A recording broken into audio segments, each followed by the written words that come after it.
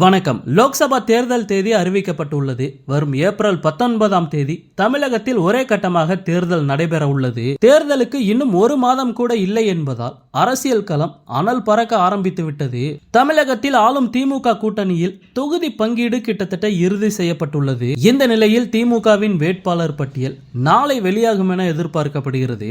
தூத்துக்குடி தொகுதியில் தற்போது எம்பியாக இருக்கும் கனிமொழியே மீண்டும் போட்டியிட உள்ளார். தூத்துக்குடியில் கனிமொழியை தவிர திமுகவினர் யாரும் போட்டியிட முன்வரவில்லை. கனிமொழி ஒருவரே தூத்துக்குடி தொகுதியில் போட்டியிட விருப்பம் தெரிவித்திருந்தார். இதனால் திமுகவில் இன்னும் வேட்பாளர் பட்டியல் அறிவிக்கப்படவில்லை என்றாலும் தூத்துக்குடி தொகுதியில் கனிமொழி போட்டியிடுவது கிட்டத்தட்ட உறுதியாகியுள்ளது. கனிமொழி போட்டியிடுவதால் தூத்துக்குடி தொகுதி நட்சத்திர அந்தஸ்து பெற்றுள்ளது.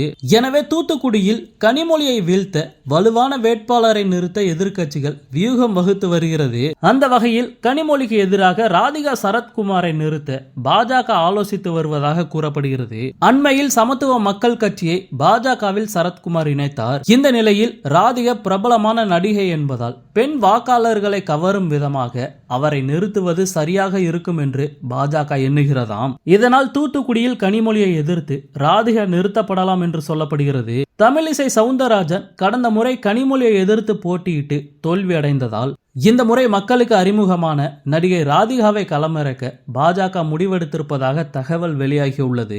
இதேபோல் மற்றொரு புறம் தூத்துக்குடியில் கனிமொழிக்கு எதிராக சசிகலா புஷ்பாவை போட்டியிட வைக்கலாமா என்றும் பாஜக யோசித்து வருவதாக ஒரு பேச்சு அடிபடுகிறது. அதேபோல் அதிமுகவும் தூத்துக்குடியில் வலுவான வேட்பாளரை நிறுத்த ஆலோசித்து வருகிறதாம். மற்றொரு புறம் கோவையில் அண்ணாமலை களமிறங்க இருப்பதாக கூறப்படுகிறது. அண்ணாமலை போட்டியிடலாம் என்பதால் தான் கோவை தொகுதியை கம்யூனிஸ்ட் கட்சியிடமிருந்து திமுக பெற்றது. எனவே அண்ணாமலையை வீழ்த்த வலுவான வேட்பாளரை நிறுத்த திமுக திட்டமிட்டு வருகிறதாம். அடுத்ததாக மத்திய பிரதேச மாநிலத்திலிருந்து மக்களவை உறுப்பினராக தேர்ந்தெடுக்கப்பட்ட மத்திய இணை அமைச்சர் எல் முருகன் அவர்கள் நீலகிரி தொகுதியில் பாஜக சார்பில் போட்டியிடுவார் என எதிர்பார்க்கப்படுகிறது. இதனால் தேர்தலுக்கு இன்னும் ஒரு சில வாரங்களே இருப்பதால் அரசியல் களம் அனல் அடிக்க ஆரம்பித்துள்ளது.